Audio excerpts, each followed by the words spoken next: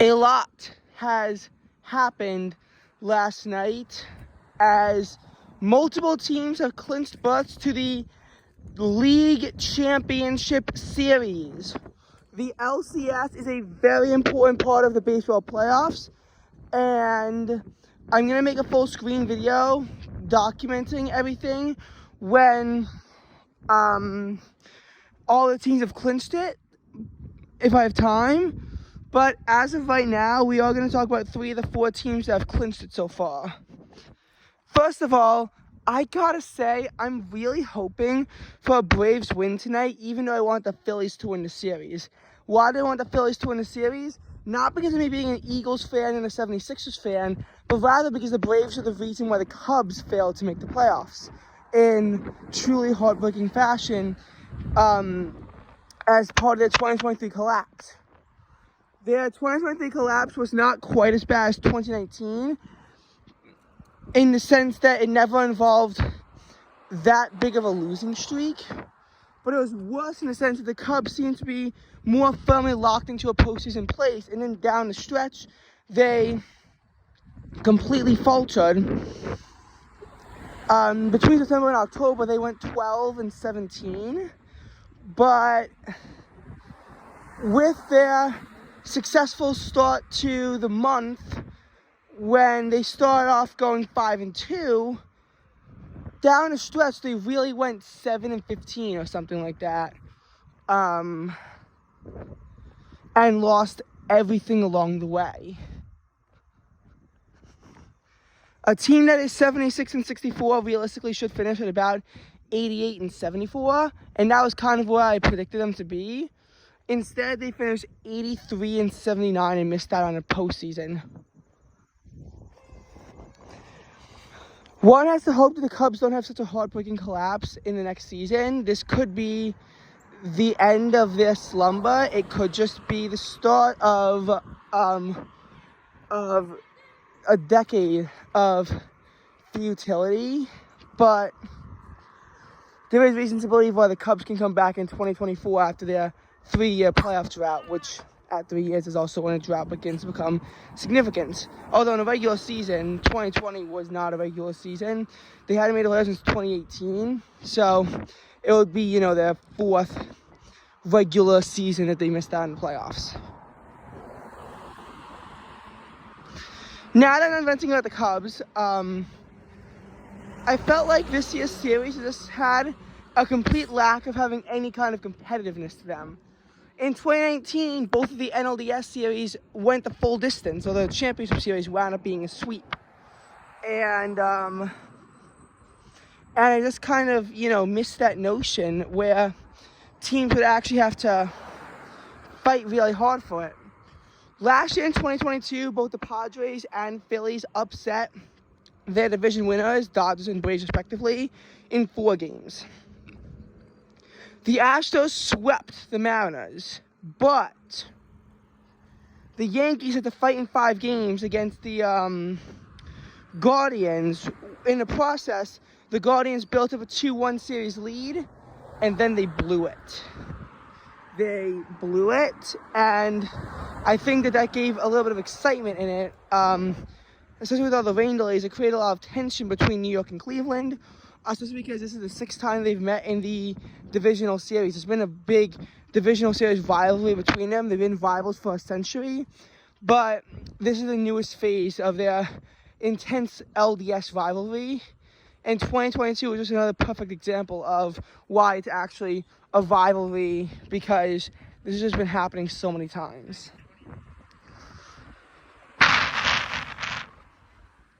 So another thing is that we've already had 2 sweeps this year in the divisional series. Diamondbacks swept the Dodgers, and the Rangers swept the Orioles. Again, impressive on the upsets front, even more so than last year, I think. But it's just not impressive on the front of, actually, having competitive series. Last year in the wild card series, the first time that we ever had a big series, only one series went the full distance. And it wasn't even the same way because there's no comeback. The Padres won the first game, Mets won the second, Padres won the third. But this year, they all went to sweeps. Every single one. Some games had incredible comebacks, like how the Brewers blew both of their early leads to the Diamondbacks. But, that just didn't happen.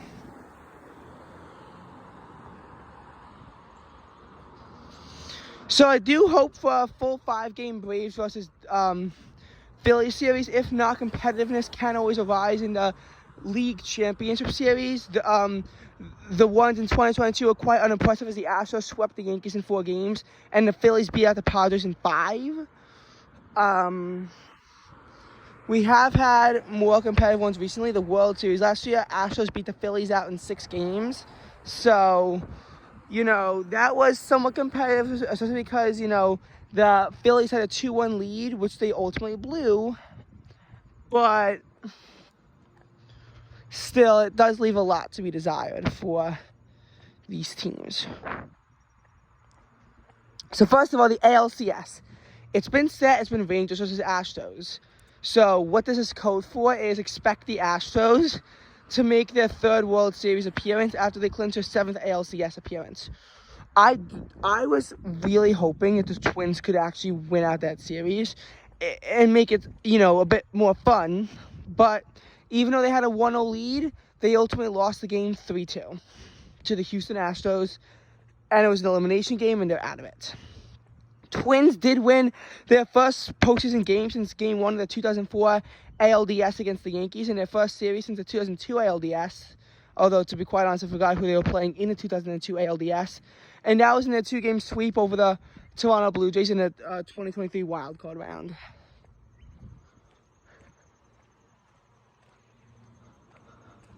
So, what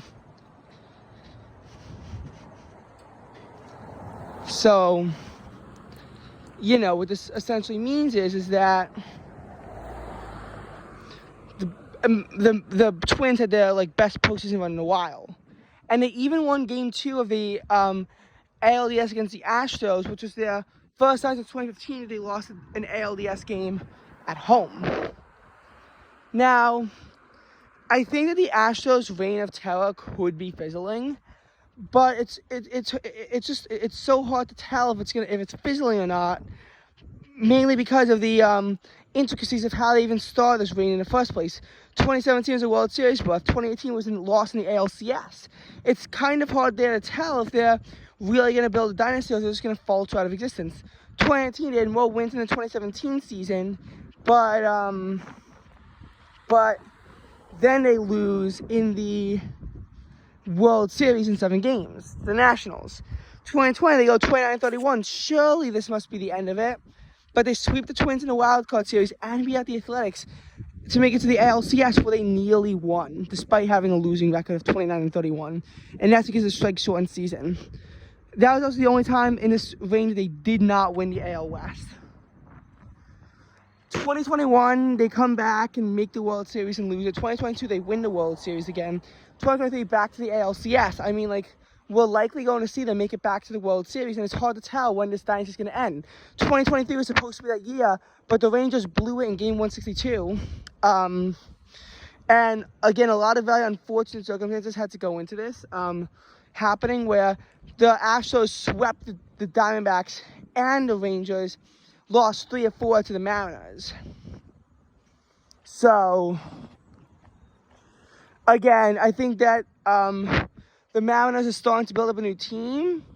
They made the playoffs in 2022, and they almost made it in 21 and 23.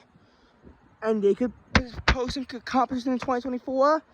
The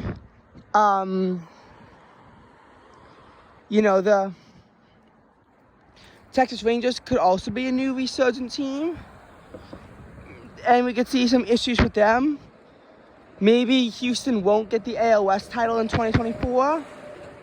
But if you really think about it, 2023 was supposed to be the year that the Astros finally, lost their steam.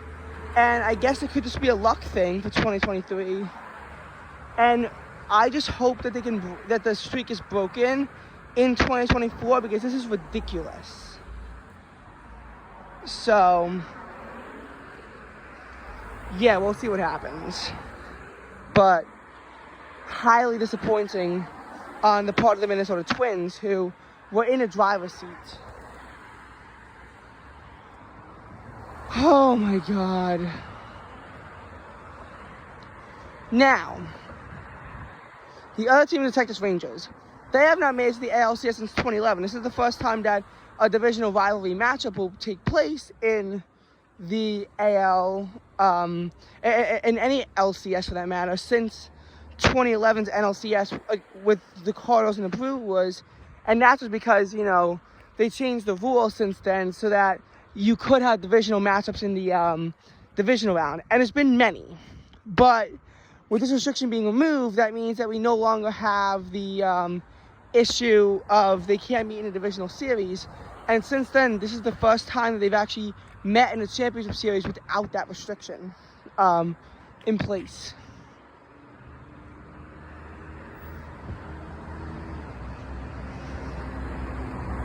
Now, I'm not totally going to say the Rangers have no chance, but both teams were 90 and 72. The reason why the Astros got it was because they went 9-4 against the Rangers. But the Rangers have been dominant in this postseason. They've swept all their teams in their path, and they've won 5 straight postseason games. So I'm not totally doubting on the Rangers to continue up with this team in the postseason. But on the other hand, the Astros have truly been a force as well, and they're a better team over the Rangers. Rangers held the advantage in the regular season. Orioles, they split. In some ways, the Rangers were a better team than the Orioles, despite having 11 less wins. And it really just does mark futility in the AL East, which has actually been one of the American League's best divisions throughout time, even though they've only made the World Series twice in the last 6 years. So, this is also the first time they're meeting in the postseason. Now, I do want to take a note here to say the Astros and Rangers nearly met in the 2015 ALCS. They both lost in the divisional series, but the Rangers built up a 2-0 series lead and the Astros got a 2-1 series lead.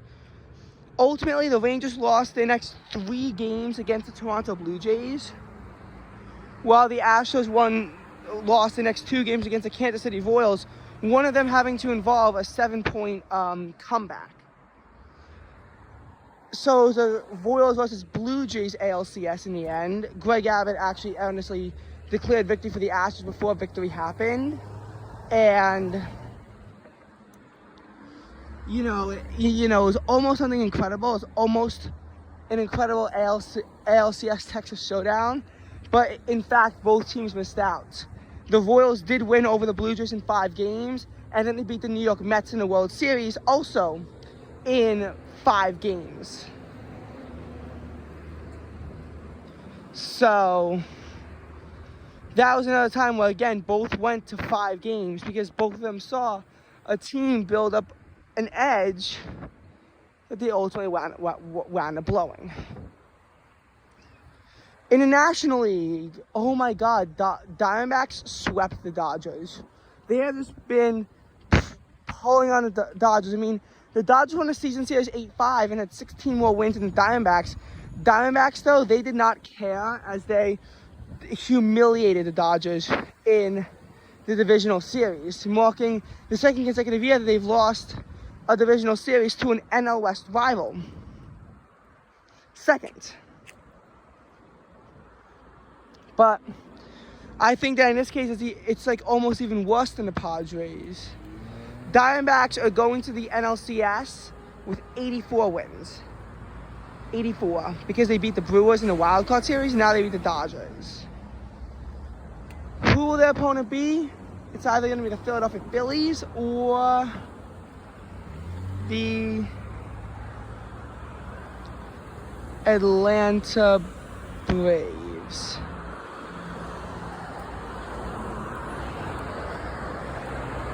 It's going to be one of those two. Just that it's almost impossible to tell who, between those two, that it's going to be. But one of those two.